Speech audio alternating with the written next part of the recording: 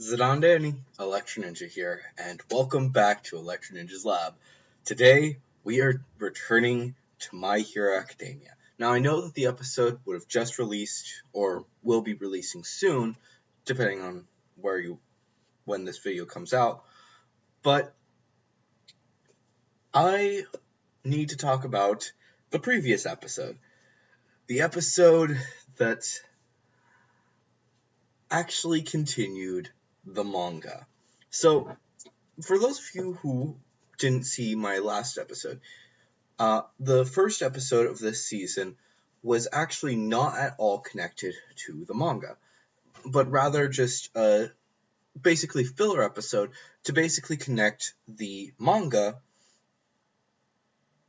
and reintroduce the characters for anyone who is new coming to the series, even though we all know that people really shouldn't be coming to the season to the show in the middle of the season in a new season, but whatever.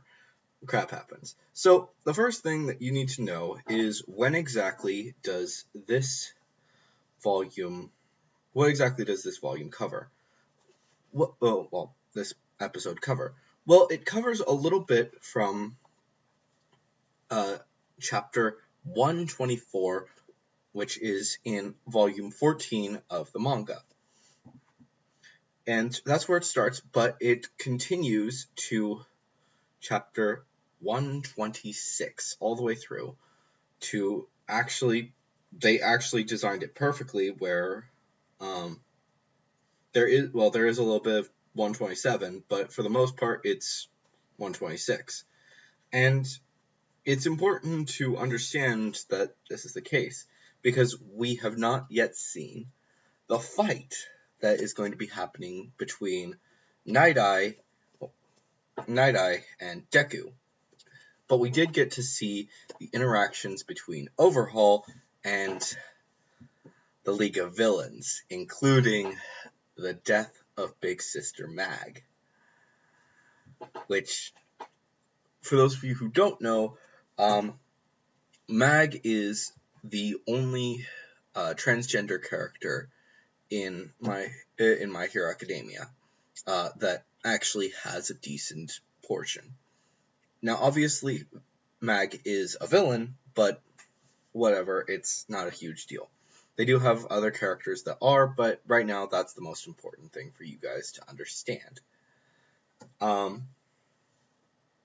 So, obviously, if the episode starts off with the battle between Overhaul and the League of Villains to basically introduce them to each other. And then it goes into the rest of the team and showing how they're getting prepared and stuff to join up with the rest of the heroes and stuff. And going off to do their work studies. I don't remember what they're called. They call them something weird if I'm remembering correctly.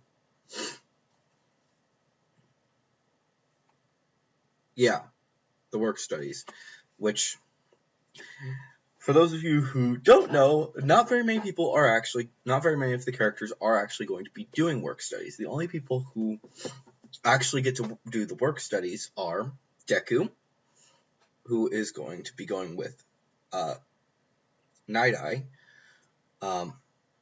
Ochiko and Tsuyu, who are going with the Dragoon Hero, and Kirishima, who is going to be going with Fat Gum. While other characters do get to go on their own work studies, not very many of them will actually be shown in the manga, which is kind of an interesting thing to actually point out, is that in this episode, basically the only thing that was added was a bit of animation to make things look a little bit better, such as when Midoriya rushes out of the building, in the manga, they just show a quick little thing right here where he's just whoosh.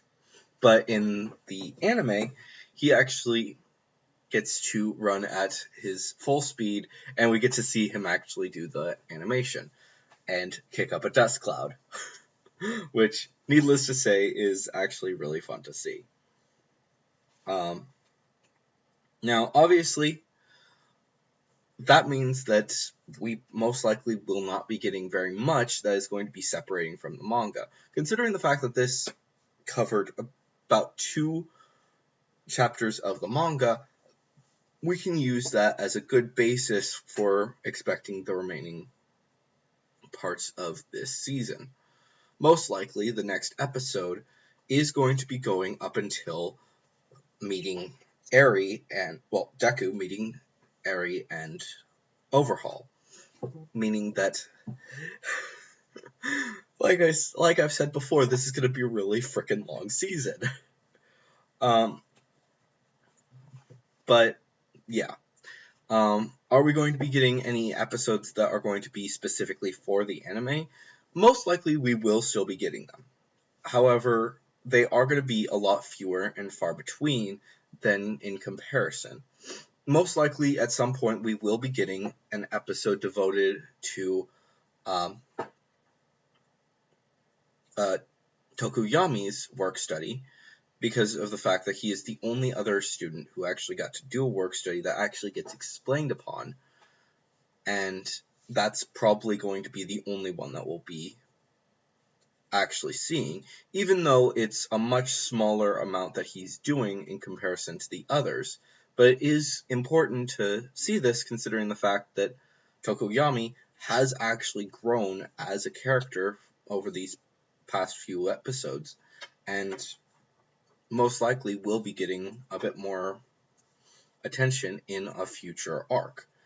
Honestly, he is one of the few people who has not gotten an arc to themselves yet, with mostly it being unpopular characters that haven't gotten them yet, such as Sato and Sero, but as well as a few other characters, but those are the main ones that we need to actually see.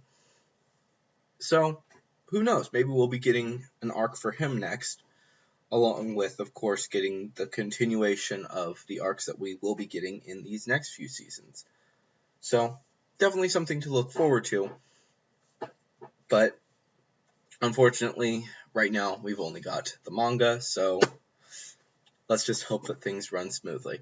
But anyways, guys, let me know what you guys think of this latest episode down in the comments below. And if you have any theories about what's going to be happening in the future of My Hero Academia, also let me know, because I can tell you what will be going on with that goes all the way to volume 21, as well as whenever the next volume comes out. I'll be able to continue to tell you those. But yeah, for right now, I can tell you what's going to happen through the manga, but we can definitely theorize about what's going to be happening afterwards, including maybe who the traitor is. I don't know. You'll have to wait and see. But anyways, guys, if you enjoyed this video, please leave a like. If you are new, please subscribe and ring that notification bell. And definitely, if you want to support the channel even more, then definitely head down to the description and check out my merch store or my book, because that helps us out a ton. But anyways, guys, I've been Electro Ninja, and I will see you guys next time. But on!